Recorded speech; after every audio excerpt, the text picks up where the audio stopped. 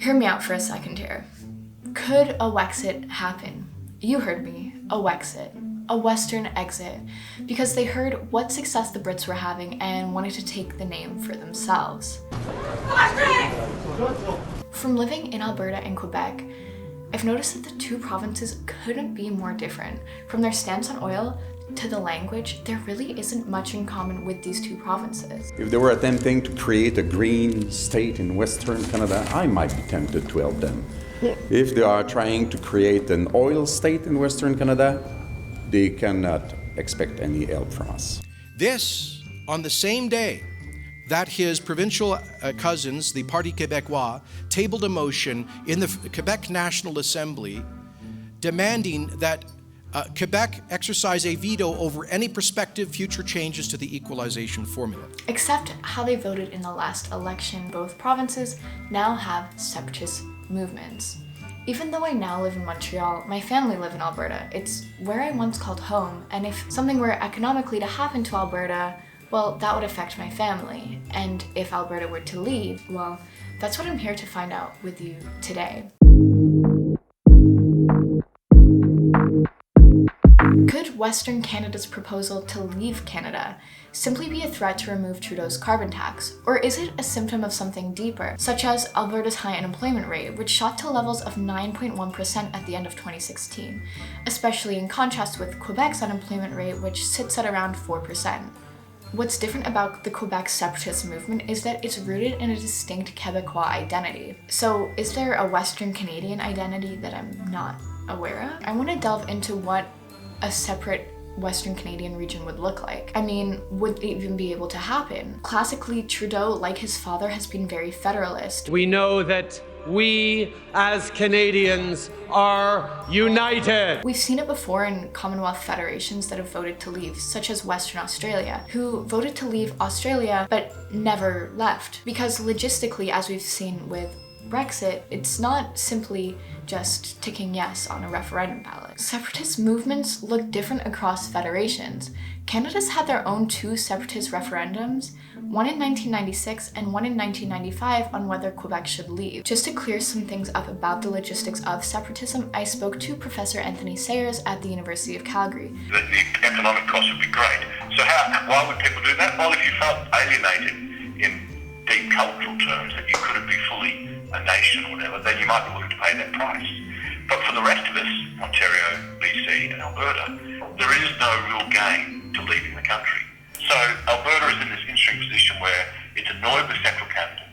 It can't sway Central Canada to make policies arguably many Albertans, not all I would say, prefer. And yet it's a powerful economy that looks like it's constrained. Not all Albertans want to leave Canada, although 69% of the ballots that were cast were for the Conservative government. And of course, a big reasoning is the pro-oil stance of the Conservative government. People ask me, okay, well, under a Conservative government, how are you going to get pipelines built? How is a Conservative government going to build pipelines in this country? And the first thing I say to that question is, government shouldn't have to build pipelines in this country. The private sector, the free market has always built them, and we don't need government to do it. The Quebec separatist movement is based on a distinct national identity, while the Western separatist movement is based primarily on economics. And I mean, aside from the logistical cost of leaving Canada, it might not be of economic benefit for Alberta and the rest of Western Canada to leave Canada, because they'd have to leave behind crucial trade agreements such as NAFTA, the trade agreement between Canada, the US, and Mexico. And I mean, there does seem to be some movement in the direction of Wexit, as 750 protesters turned up to a Wexit rally most recently in Edmonton. That's why I'm gonna call up fellow Postable creator and political science student Darshina to talk about the political climate in Edmonton and Alberta right now. Also, please make sure to subscribe as we put out new videos every single Wednesday. I've met many people who are like, yeah, we should separate, but I think when it comes to like selecting a vote, like going behind the ballot box, they won't actually vote for an independent party. What is stopping people from taking that leap then? I think like there's very like common sense things that people still care about. I mean, you're talking about military support, the cost of negotiations, Indigenous rights. You're looking at pension plans, insurance, retirement savings, travel visas. Like there's all these little things that are ultimately, I think, more important to people when it comes to the ballot box. There has also been a lack of support from both the Manitoba and Alberta premiers,